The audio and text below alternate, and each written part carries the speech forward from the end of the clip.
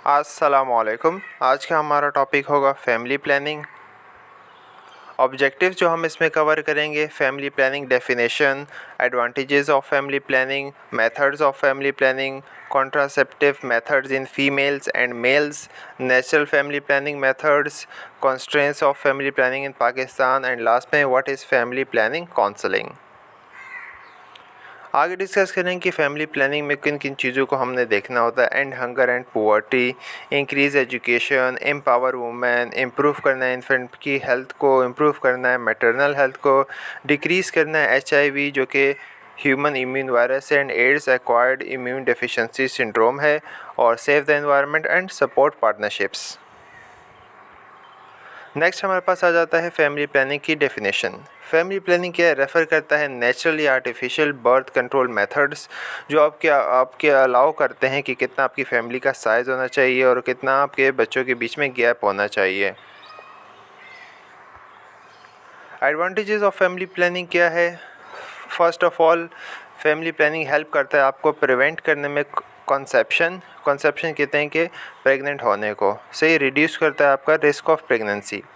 Second, जो biggest advantage ये है कि इससे आपको क्या होगा, आप प्रेग्नेंट नहीं होंगी और टर्मिनेशन और अबॉर्शन भी नहीं होगी अगर आप फैमिली प्लानिंग करेंगी। Third, adopting a family plan directly affect a women's health.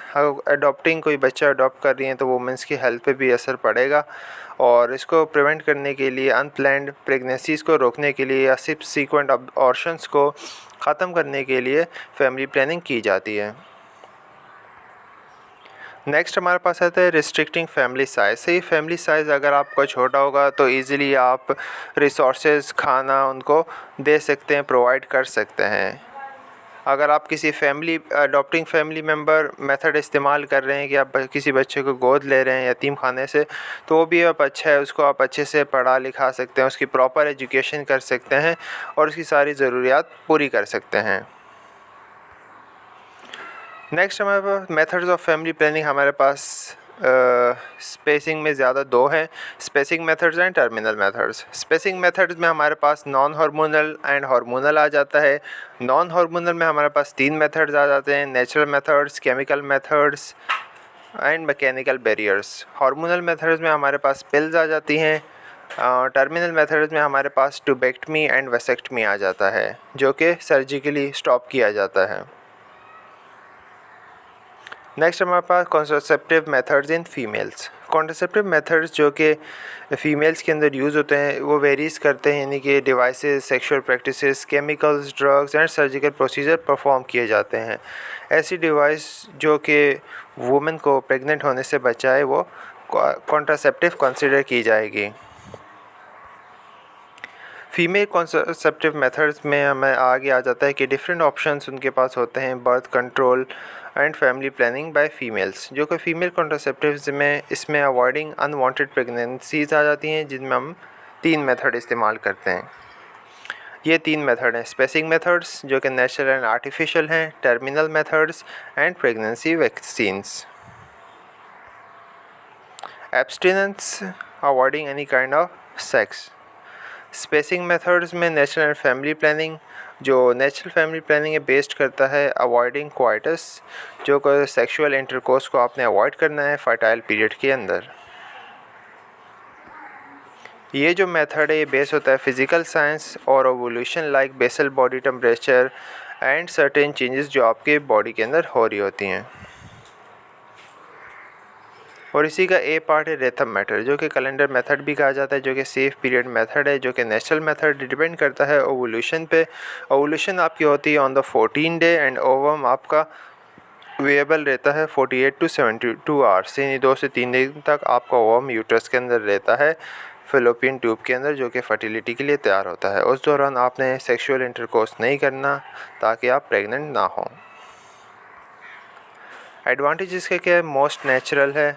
और डिसएडवांटेज क्या है? मोस्ट अनरिलायबल भी है। अगर आपका जो मेंस्ट्रुअल साइकिल है वो इरेगुलर हो और ओवुलेशन वेरी करती हो, कभी हो रही हो कभी नहीं हो रही हो, तो आपको पता नहीं होगा उस चीज़ का। आर्टिफिशियल फैमिली प्लानिंग मेथड में हमारे पास पहला आ जाता है बैरियर मेथड्स। बैरियर मेथड में मैकेनिकल में डायफ्राम, फ्लेक्सिबल रिम होता है, स्प्रिंग होता है, और कप शेप सिंथेटिक रबर और प्लास्टिक जो कि सर्विस के ऊपर अप्लाई किया जाता है। एडवांटेजेस क्या है? इनएक्सपेंसिव है, ज़्यादा महंगा नहीं है, और कोई मेडिकल कंसल्टेंट लेने की भी ज़रूरत नहीं है। डिसएडवांटेजेस क्या है कि एक बार डेमोस्ट्रेट करके दिखाना होगा उस पर्सन को जो भी उसको यूज़ कर रहा है। फेलर होता है most common due to displacement of device. अगर उसने सही तरह डिवाइस को सर्विस के ऊपर नहीं लगाया, डिस्प्लेस हो गया, तो स्पर्म अंदर जाके वुमेन को प्रेग्नेंट कर देगा। और सर्विक्साइटिस इन्फ्लेमेशन ऑफ सर्विक्स भी कर सकता है, लोकल इरिटेशन भी कर सकता है। केमिकल मेथड्स में हमारे पास स्पर्मिसिडल एजेंट्स जो कि अवेलेबल होते हैं डिफरेंट फॉर्म्स में, tablets, paste, cream and jellies में।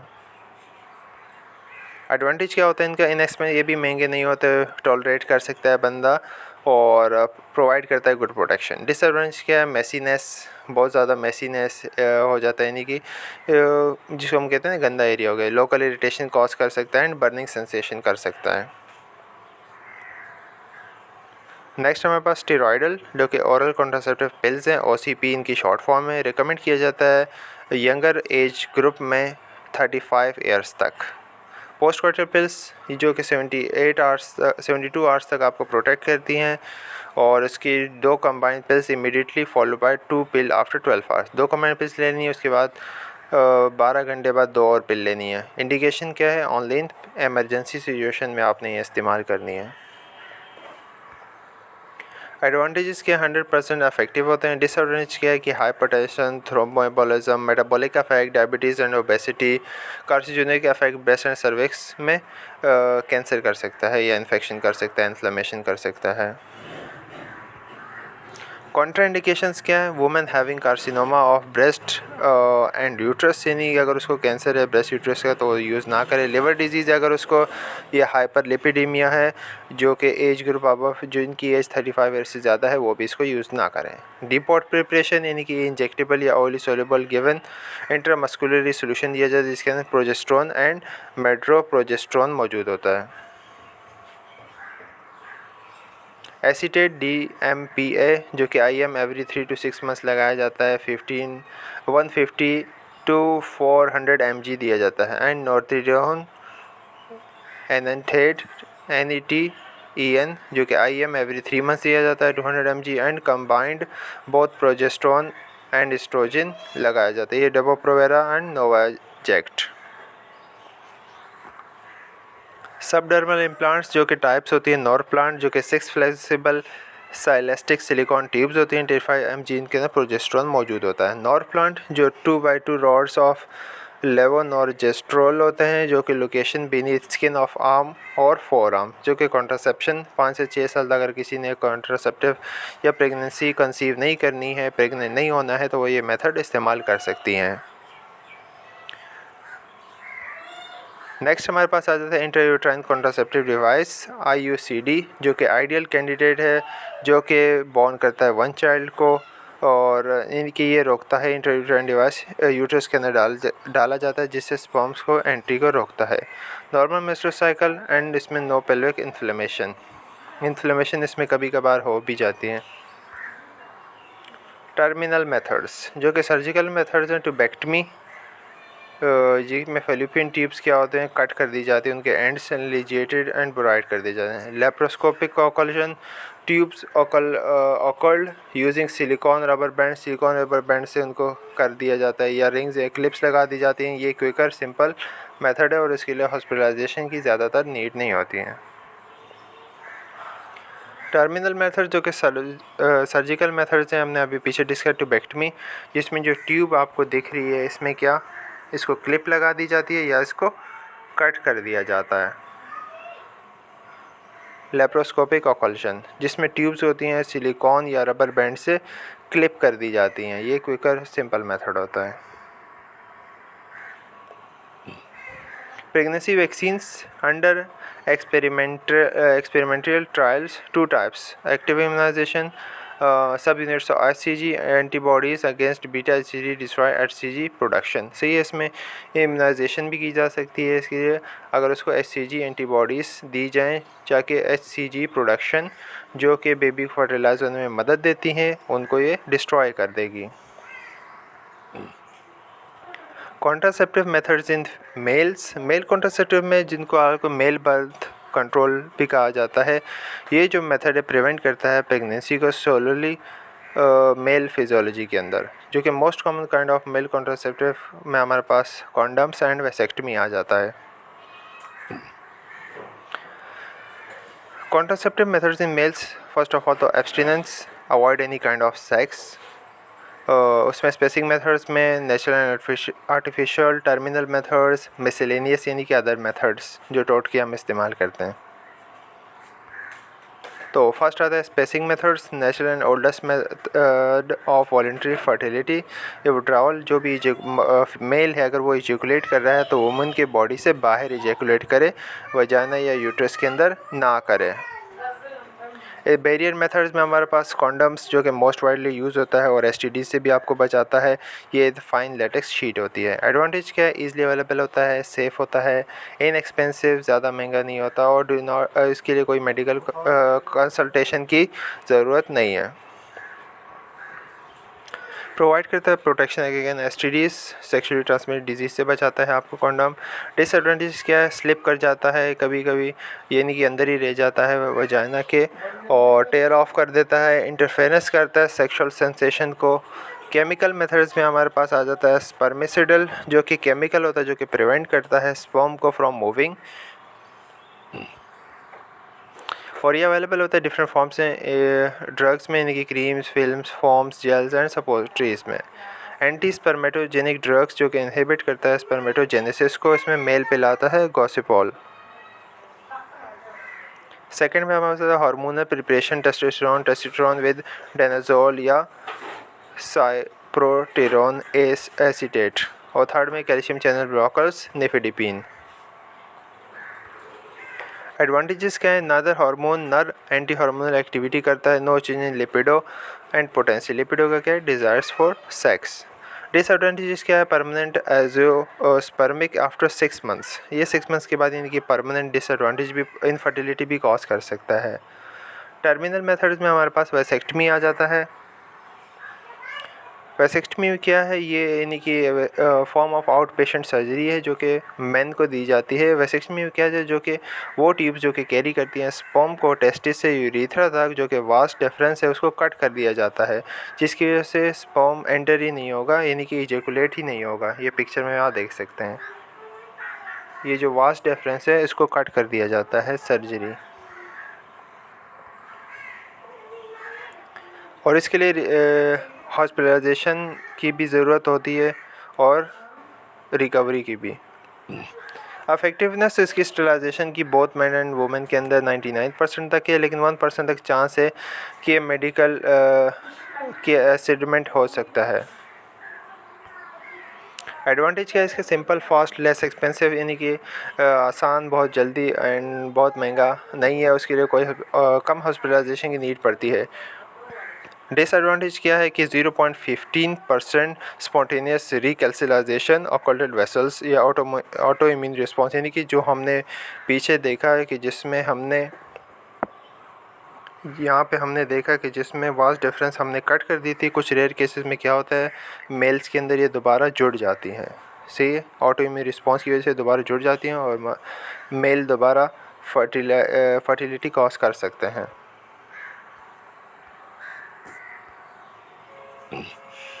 मिसलेनियस मेथड्स, हॉट बाथ अगर लेते हैं फॉर फ्यू वीक्स तो इनफर्टिलिटी हो जाती है, या सस्पेंसरीज इस्तेमाल करते हैं जो कि टेस्टिस को क्लोज करती हैं और आपको हेल्प करती हैं रिड्यूस स्पर्म काउंट को, या इंसुलेटेड स्क्रोटल सैक, जो कि यानी कि एक पाउच पहना दिया जाता है किसको, मेल के टेस्टिस को, उसको बांध दिया जाए, जिसके स्क्रोटल हाइपोथर्मिया होता है और रिस्क फैक्टर होता है मेल इनफर्टिलिटी का।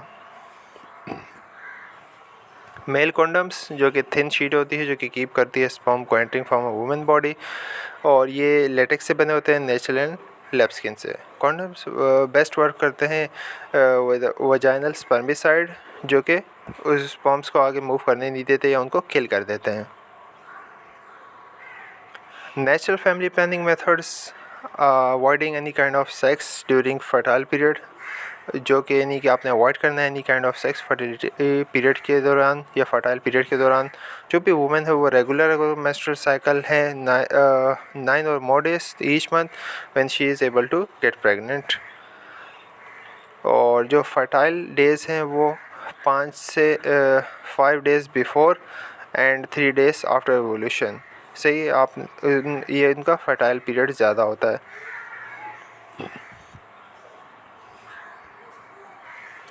ये जो मेथड्स इन्वॉल्व करते हैं checking recording body temperature each day, क्योंकि आपको जब भी ओवुलेशन पीरियड होगा तो आपका 0.4 टू 0.8 फ़ारेनहाइट आपका टेम्परेचर बढ़ा होगा ओवुलेशन में, यानी कि आपका फर्टिलिटी पीरियड के दौरान आपका टेम्परेचर 0.4 टू 0.8 फ़ारेनहाइट हुआ होगा। नेक्स्ट हमारे बर्थ कंट्रोल पिल्स। जो पिल्स कंटेन करती हैं हार्मोन एस्ट्रोजन एंड प्रोजेस्टेरोन, सही है। आप इनको डेली लेंगे जो कि ओवरीज से एग को रिलीज़ नहीं होने देंगी। और ये पिल कॉज करती हैं changes in lining of uterus या सर्वाइकल म्यूकस के अंदर चेंजिंग करती हैं, जो कि स्पर्म को ज्वाइन नहीं होने देती एग के साथ। Avoid pills if patient is, सही आपने पिल्स खाने से अवॉइड करना है अगर पेशेंट 35 से अबव है या वो स्मोक करता है या उसकी कोई ब्लड क्लॉट की हिस्ट्री है, तभी उसने पिल्स नहीं लेनी है। या अगर उसकी हिस्ट्री है ब्रेस्ट लिवर या एंडोमेट्रियल कैंसर की, तब भी उसने पिल्स नहीं खानी है। ये पिक्चर डालिए कि आपको लेयर्स का पता है। 3 लेयर्स हैं यूट्राइन की, myometrium, perimetrium and endometrium. Women should wait 3 weeks after giving birth to being used birth control pills. अगर किसी वुमेन की डिलीवरी हुई है तो उसको 3 वीक्स रुकना पड़ेगा दोबारा बर्थ कंट्रोल पिल्स खाने से, उसके अंदर एस्ट्रोजन प्रोजेस्टेरोन मौजूद होता है। ये जो मेथड है इंक्रीज, अगर उसने खा ली तो इंक्रीज रिस्क होता है उसका कि ब्लड क्लॉट्स हो जाएंगे आफ्टर गिविंग बर्थ। नेक्स्ट है वुमेन जिसने डिलीवर किया हो सिजेरियन, अगर किसी ने सिजेरियन सेक्शन किया वुमेन ने, उसका भी रिस्क फैक्टर ज़्यादा है कि उसको ब्लड क्लॉट हो सकता है, ओबेसिटी या हिस्ट्री ऑफ ब्लड क्लॉट से उसकी, या अगर वो स्मोकिंग करती है प्री एक्लेम्शिया, तो उसको भी 6 वीक्स तक वेट करना होगा, उसके बाद वो ओरली पिल खा सकती है। नेक्स्ट हमारे पास होता है प्री एक्लेम्शिया। प्री एक्लेम्शिया क्या होता है? जो कि परसिस्टेंट हाई ब्लड प्रेशर होता है, जो कि प्रेगनेंसी में और पोस्टपार्टम में प्रेगनेंसी के बाद होता है, जिसमें हाई लेवल ऑफ प्रोटीन होता है यूरिन के अंदर, डिक्रीज ब्लड प्रेशर होता है, ट्रबल होता है किडनी में और लिवर में, फ्लूइड इन द लंग्स चला जाता है, साइन ऑफ ब्रेन ट्रबल होता है, सीजर्स आते हैं एंड विजुअल डिस्टर्बेंस होती है।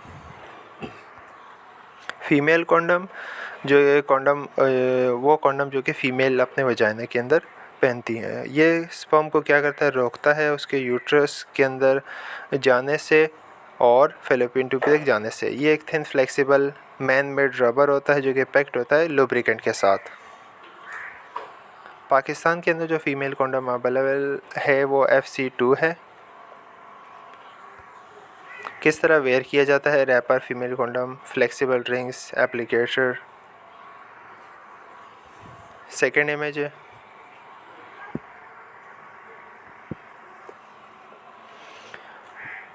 ये सेक्स करने से पहले 8 घंटे पहले पहना जा सकता है, और ये आपने हर बार न्यू कॉन्डम करना है, एक ही कॉन्डम को बार बार यूज़ नहीं करना है। और दोनों में से अगर मेल फीमेल में से कोई एक भी अगर कॉन्डम इस्तेमाल करता है तो दूसरों को पहनने की ज़रूरत नहीं है। बर्थ कंट्रोल इम्प्लांट्स, ये एक थिन मैचस्टिक होती है लाइक इंसर्टेड आर्म, जो कि मैचस्टिक होती है जो कि इंसर्ट की जाती है आपके आर्म के अंदर, जो कि फॉर्मेशन प्रिवेंट करती है फॉर्मेशन ऑफ एग्स को, यानी कि ओवरीज से एग को रिलीज़ नहीं होने देती है। एडवांटेज क्या इम्प्लांट्स के कि आपको 3 ईयर्स तक प्रेगनेंसी को प्रिवेंट करती हैं और ये इंटरप्ट नहीं करती हैं सेक्स को, और ये आप ब्रेस्ट फीडिंग के दौरान भी यूज़ कर सकते हैं। सेकंड क्या है, ये आपका फर्टिलिटी है वो रिटेन हो जाएगी as soon as implant is taken. अगर जो इम्प्लांट आपके हाथ में लगाया गया वो जैसे ही आप निकालेंगी तो आपकी जो फर्टिलिटी है वो वापस आ जाएगी, और ये इम्प्लांट लगाने की वजह से आपके जो हैवी पीरियड्स हैं वो भी कम हो जाएंगे और पेनफुल पीरियड्स भी कम हो जाएंगे। डिसएडवांटेजेस ऑफ एन इम्प्लांट क्या है कि पेशेंट टेम्परेरी साइड इफ़ेक्ट्स होंगे फर्स्ट स्टार्ट यूजिंग इम्प्लांट्स। अगर वो फर्स्ट टाइम ट्राई करिए तो उसको हेडेक होंगे, ब्रेस्ट टेंडरनेस होगा एंड मूड चेंजेस होंगे। ब्रेस्ट टेंडरनेस से टेंडरनेस में हम क्या चेक करते हैं? सेंसिटिविटी टू पेन चेक करते हैं। अगर आप उसको हाथ लगाएंगे तो उसको पेन होगा। सम वुमेन में क्या एक्नी हो सकती है या एक्नी में वर्सन हो सकता है, लेकिन ये सारी चीज़ें स्टॉप हो जाएंगी कुछ महीनों के अंदर।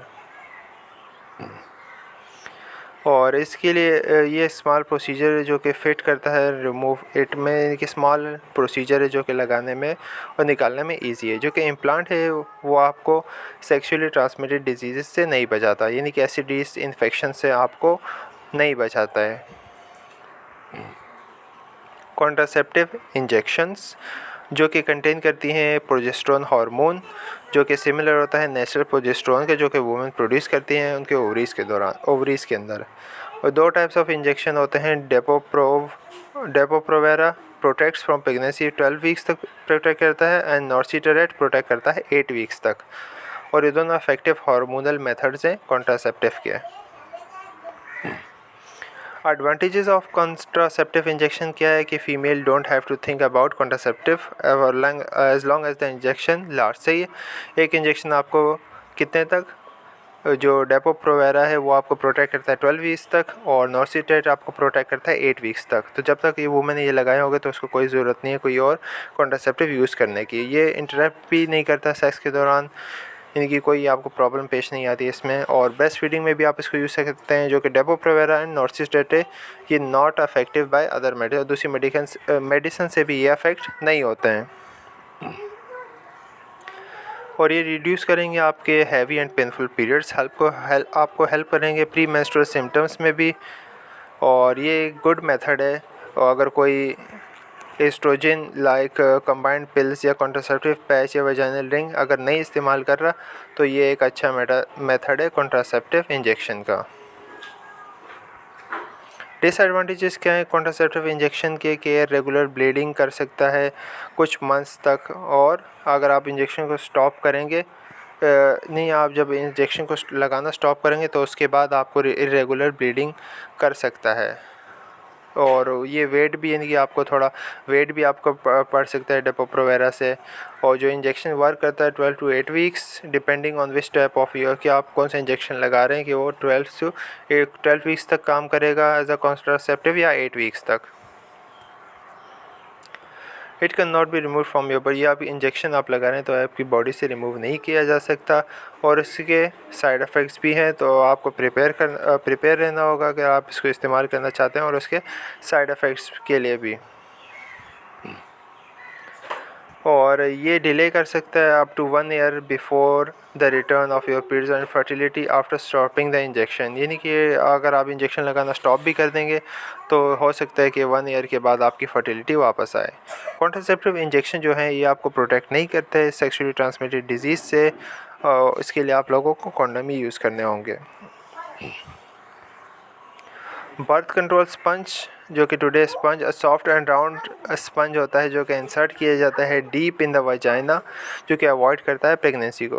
ब्रेस्ट फीडिंग, जब फीमेल ब्रेस्ट फीडिंग पर होती है तो ऑटोमेटिकली स्टॉप हो जाता है। उसके हार्मोन्स नेसेसरी जो होते हैं प्रेग्नेंट करने के लिए वो हार्मोन नहीं बनते, जो कि सेफ़ कॉन्ट्रासेप्टिव मेथड है। यानी कि अगर मदर फुल ब्रेस्ट फीडिंग पर है डिलीवरी के बाद 6 मंथ्स तक अगर वो सेक्स करेगी तो वो प्रेग्नेंट नहीं होगी। नेक्स्ट हमारे पास diaphragm, cervical cap and cervical shield. ये बैरियर मेथड जो कि ब्लॉक करते हैं स्पर्म को एंटरिंग द सर्विक्स, जो कि ओपनिंग ऑफ द वोम है, यानी कि एग तक उनको पहुंचने ही नहीं देते। जो डायफ्राम है शैलो लेटेक्स कप होता है, और जो सर्वाइकल कप है ये भी लेटेक्स कप होता है। और जो सर्वाइकल शील्ड है ये एक सिलिकॉन कप होता है जिसका 1 वे वेल्व होता है जो कि क्रिएट करता है सेक्शन एंड हेल्प करता है फिट इन द सर्विक्स। ये हमारे पास सर्वाइकल कप है जो कि स्पर्म को एंटर नहीं होने देता सर्विक्स के अंदर। नेक्स्ट हमारे पास ये डायफ्राम है। और स्पर्मिसाइड इसलिए लगाया ताकि वो जो भी वहाँ पे अगर स्पर्म चला जाए तो वो उसको किल कर दे। और ये सर्वाइकल बेरिस में आपके पास आता है कप आ जाता है। डायफ्राम को आप किस तरह लगाते हैं?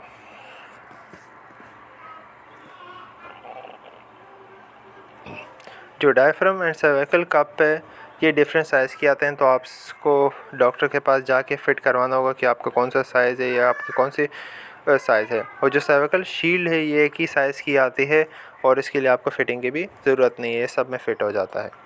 Before having sex add spermicide, जिस तरह पिक्चर में दिखाया गया कि आपने स्पर्मिसाइड भी इसके ऊपर लगा लेना है ताकि सेफली कोई भी सर्विक्स के अंदर या यूट्रस के अंदर स्पर्म ना जा सके, स्पर्मिसाइड उसको किल कर दे। सही। और ये आपके कवर करेगा वजाइना को प्रॉपरली, सर्विक्स को, और जो स्पर्मेटिसाइड जेल है वो रोकेगा स्पर्म्स को, किल करेगा उनको। ये जो 3 बैरियर मेथड्स हैं ये यानी कि आप 6 से 8 घंटे तक पहले भी आप या आफ्टर सेक्स ये आपने रहने देना है इनको। प्रेगनेंसी को प्रिवेंट करने के लिए बेहतर है कि सेक्स के बाद 6 से 8 घंटे आपने इनको लगे रहने देना है। और डायफ्राम आपने रिमूव करना है विदिन 24 आवर्स आफ्टर सेक्स, और कैप एंड शील्ड आपने रिमूव करनी है within 48 hours after sex. Birth control vaginal ring, ये एक थिन फ्लेक्सिबल रिंग होती है जो कि रिलीज़ करती है हार्मोन्स प्रोजेस्टेरोन एंड एस्ट्रोजन। ये स्टॉप करती है ओवरीज को फ्रॉम रिलीजिंग एग, और थिकन करती है सर्वाइकल म्यूकस को जो कि स्पर्म को ज्वाइन नहीं होने देता एग के साथ।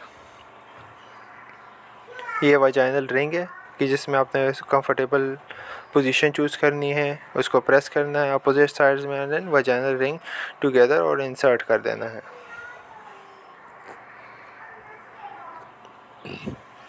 ये कॉमनली कॉल्ड नोवा रिंग, इसको नोवा रिंग भी कहा जाता है जो कि ब्रांड है, इसका ब्रांड नेम है। स्क्वीज़ करके आपने थंब और इंडेक्स फिंगर के अंदर और इंसर्ट कर देना है वजाइना के अंदर, जो हमने पीछे इस प्रोसीजर के ज़रिए सही। और आपने निकाल लेना है, अगर आपको जब भी पीरियड्स आएंगे तो आपने इसको आउट कर लेना है। स्टेरिलाइजेशन भी can be done in number of ways, जिसमें बेसिकली इन्वॉल्व होता है blocking the fallopian tube to prevent pregnancy, के फेलोपियन ट्यूब को हम ब्लॉक कर दें ताकि प्रेगनेंसी को टेम्परेरी और परमानेंटली रोका जा सके, आपकी चॉइस पर। नेक्स्ट हमारे पास है आईओडी जो कि इंट्रायूट्राइन डिवाइस है। इसमें टी शेप्ड डिवाइस इंसर्ट की जाती है आपके यूट्रस के अंदर जो कि प्रिवेंट करती है प्रेगनेंसी को। एडवांटेजेस क्या है, ये वर्क करता है as soon as you put in, जैसे ही आप इसको लगाएंगे तो वो ये काम करना स्टार्ट कर देता है, और ये 5 से 10 साल तक काम करता है, प्रेगनेंसी को प्रिवेंट करता है। और आप इसको 5 से 10 साल पहले भी, उससे पहले भी आप इसको निकाल सकते हैं और आपकी फर्टिलिटी वापस आ जाएगी। और ये कोई भी इंटरप्ट या परेशानी नहीं करता ड्यूरिंग सेक्स। ये हमारे पास इंट्रायूट्राइन डिवाइस है जिसमें levonorgestrel releasing IUD and copper IUD, और थर्ड पिक्चर में इंट्रायूट्राइन डिवाइस को यूट्रस के अंदर प्लेस करके दिखाया है। It can be used if you are breast feeding, ये ब्रेस्ट फीडिंग के दौरान भी यूज़ किया जा सकता है, और आपकी फर्टिलिटी वापस आ जाएगी कि जैसे ही आप इसको रिमूव करेंगे। और ये भी किसी दूसरी मेडिसिन से अफेक्ट नहीं होता, यानी कि किसी दूसरी मेडिसिन का इस पर कोई अफेक्ट नहीं होता है। डिसएडवांटेजेस क्या हैं इंट्रायूट्राइन डिवाइस के, आपकी पीरियड्स ज़्यादा हैवियर होंगे, लॉन्गर होंगे और मोर ज़्यादा पेनफुल होंगे, लेकिन ये सब इम्प्रूव हो जाएगा कुछ महीनों के अंदर। और आपको सबसे पहले इंटरनल एग्जामिनेशन की नीड होगी, देखा जा सके कि इंट्रायूट्राइन डिवाइस आपके लिए सूटेबल है कि नहीं है, और फिट हो सकता है कि नहीं हो सकता। जो इंट्रायूट्राइन डिवाइस है वो आपको प्रोटेक्ट नहीं करता है सेक्सुअली ट्रांसमिटेड इन्फेक्शन से, एसटीडीज से, तो आपको उसके लिए कॉन्डम्स ही इस्तेमाल करने होंगे, चाहे वो मेल हो या फीमेल हो। दोनों में से अगर कोई एक भी कॉन्डम इस्तेमाल करें तो दूसरों को इस्तेमाल करने की ज़रूरत नहीं है। और आपको इन्फेक्शन भी हो सकता है आईओडी को अगर प्लास्टिक प्लेस किया जाए, अगर उसको सही तरह प्लेस ना किया जाए, या पेल्विक इन्फेक्शन की तरफ भी आपको लेके जा सकता है, जिसकी आप लोग को फिर ट्रीटमेंट की ज़रूरत पड़ेगी। Constraints of family planning in Pakistan, सही हमारे पाकिस्तान के अंदर क्या कॉन्स्ट्रेंट्स हैं, कंसिडरेबल डिमांड्स है फैमिली प्लानिंग की हमारे पाकिस्तान के अंदर। अडॉप्टेशन, फैमिली प्लानिंग मेथड्स, ये गवर्नमेंट हमारे क्या करती है, ज़्यादा निगलेक्ट करती है, लैक ऑफ सर्विस है, या मिसकॉन्सेप्शंस हैं, यानी कि गलत फहमियाँ हमारे पाकिस्तान में बहुत सारी मौजूद हैं। ट्रेडिशनल बिलीव्स एंड प्रैक्टिसेस हैं हमारी, तो सारों को एक एक करके देखते हैं। पहले क्या है कि बिग रोल क्या है अवॉइडिंग फैमिली प्लानिंग से। फैमिली प्लानिंग मेथड को अवॉइड किया जाता है पाकिस्तान में, जो कि पाकिस्तान है जो कि फर्स्ट एशियन कंट्रीज़ है जिन्होंने बिगन किया था family planning programme international donors से। Pakistan fertility rates exceed those of Pakistan का जो फर्टिलिटी है वो एक्सीड करता है दूसरी साउथ एशियन कंट्रीज़ के मुकाबले में। फर्टिलिटी रेट 4.1 है, जो कि 3.3 children in urban setting and 4.5 children in rural areas. और ये contraception use in lower than 35%। इसमें जो हमारे पास रूरल एरिया है वो क्या है गाँव देहात है, और जो अर्बन एरिया है वो शहरी इलाका है। मिसकॉन्सेप्शंस, गलत फहमियाँ क्या है हमारे पाकिस्तान के अंदर। A fairly large number of the population believe the use of artificial contraceptives for family planning is against nature and also against इस्लाम। से हम ये समझते हैं कि जो फैमिली प्लानिंग है ये अगेंस्ट नेचर है, नेचर के लॉ के ख़िलाफ़ है और इस्लाम के ख़िलाफ़ है कि हमें कॉन्ट्रासेप्टिव नहीं इस्तेमाल करना चाहिए। और जो पाकिस्तानी कपल्स हैं वो कॉमनली साइड करते हैं रिलीजियस रीज़न्स को अवॉइड कर रिलीजियस रीज़न्स को इस्तेमाल करते हैं फैमिली प्लानिंग या बर्थ कंट्रोल मेथड्स को इस्तेमाल करने के लिए। Fertility should be driven by God, ये लोग कहते 28% लोग ये कहते हैं कि फर्टिलिटी अल्लाह के हाथ में है। Neglect, Pakistan family program has failed in recent years, जो कि पाकिस्तान फैमिली प्रोग्राम है फेल हो गया है रिसेंट ईयर्स के अंदर, क्योंकि नेगलेक्ट किया गया है और कांस्टेंट पॉलिसी चेंजेस जो कि पॉलिटिकल अपहीवल यानी कि पॉलिटिकल सिचुएशन स्टेबल नहीं है, इसीलिए इसको भी नेगलेक्ट किया जा रहा है। ट्रेडिशनल बिलीव्स एंड प्रैक्टिसेस जो कि हिस्टोरिकली एंड पॉलिटिकल कॉन्फ्लिक्ट हैं, कल्चरल रिस्ट्रिक्शंस है वुमेन के ऊपर, जो कि इनकी एम्पावरमेंट नहीं है, कोई पावर उनको नहीं दी जाती, जो कि hampered implementation of family planning strategies through out the country. और इनको फैमिली प्लानिंग मेथड सही तरह बताए नहीं जाते हैं, क्योंकि मोस्ट कॉमनली रिपोर्टेड रीज़न है मैरिज वुमेन का electing not to use family planning.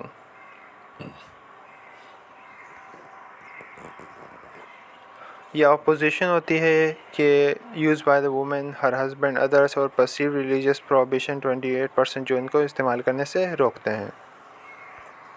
दूसरे रीजंस क्या है, इनफर्टिलिटी 15% है जो कि concern about health side effects और कॉस्ट ऑफ फैमिली प्लानिंग 12% है कि फैमिली में मेथड में ज़्यादा पैसे लगेंगे, अगर डिवाइस इस्तेमाल करेंगे तो कोई नुकसान हो जाएगा, तो ये सब मौजूद है।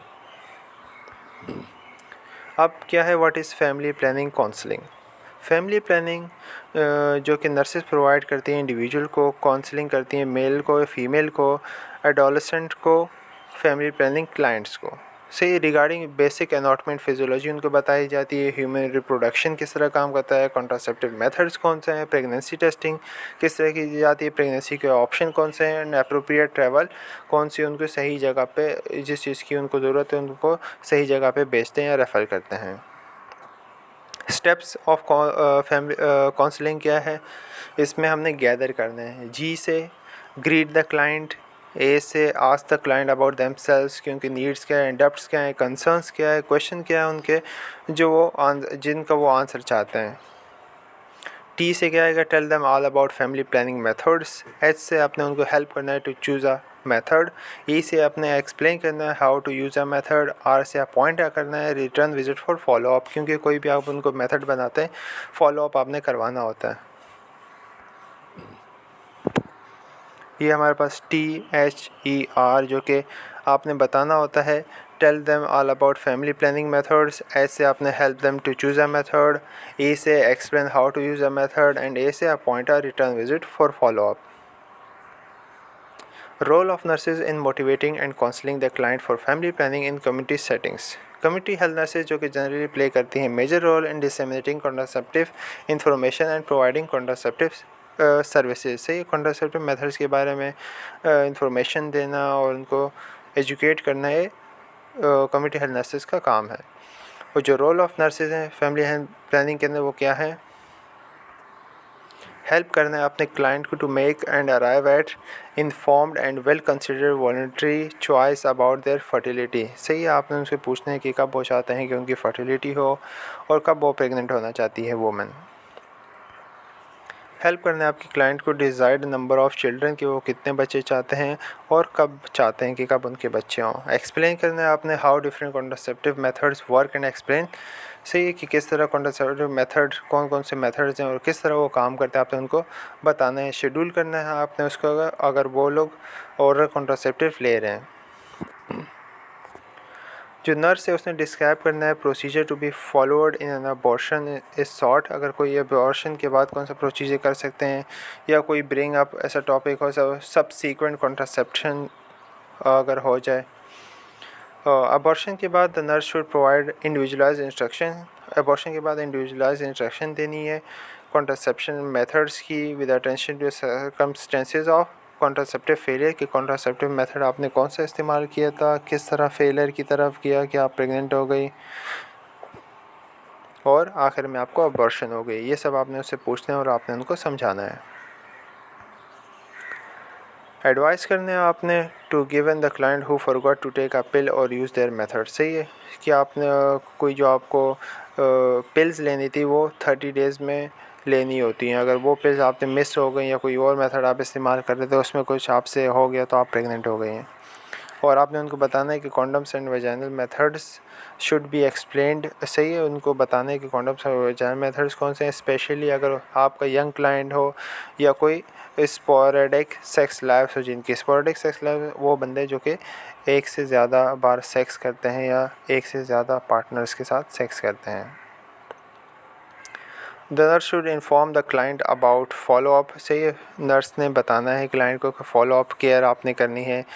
कॉन्डम्स यूज़ करने हैं अलॉन्ग विथ कॉन्ट्रासेप्टिव मेथड। कोई भी कॉन्ट्रासेप्टिव मेथड आप इस्तेमाल कर रहे हैं आपने उसके साथ कॉन्डम्स लाजमी यूज़ करना है क्योंकि सिर्फ कॉन्डम ही है जो आपको एड्स से, एक्वायर्ड इम्यून डेफिशिएंसी सिंड्रोम या सेक्सुअली ट्रांसमिटेड डिसीज़ से आपको बचाता है, चाहे वो मेल हो या फीमेल हो। दोनों में से अगर कोई एक भी कॉन्डम इस्तेमाल करें सही है। अगर मेल करता है तो फीमेल को ज़रूरत नहीं है इस्तेमाल करने की, लेकिन अगर फ़ीमेल यूज़ करती है कॉन्डम तो मेल को ज़रूरत नहीं है इस्तेमाल करने की। से फॉलोअप के लिए आपने बुलाना है। ये रेफरेंसेस हैं। Thank you, hope you like it.